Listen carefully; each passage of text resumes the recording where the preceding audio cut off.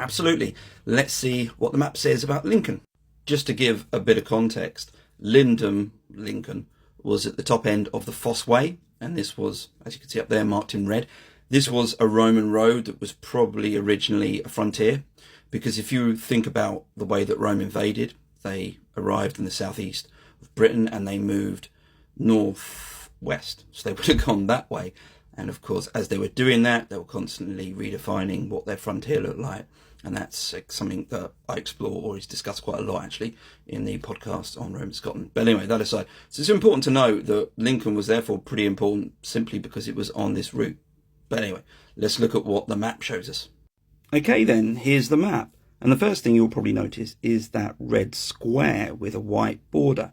Well, that indicates there was a legionary fortress there, which makes sense if you think about it, because not only was it on the frontier, it would also be a place that you would need to launch a further push from, which obviously the Romans then did.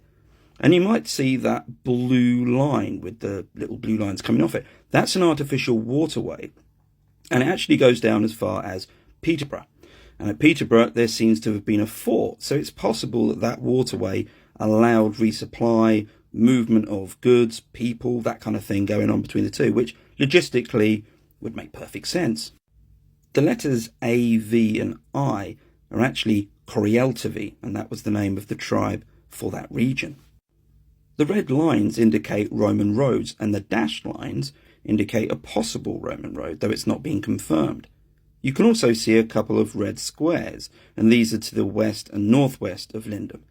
The smaller fort is represented by just a red square, and the larger fort is a square that's a bit smaller than the legionary fortress, and it's still got a white border. And in fact, next to the one on Newton-on-Trent, you can see a rectangle with a diagonal line in it, and that indicates a temporary camp, which is pretty interesting. You can actually see one further to the south of it. There are quite a few triangles on the map as well.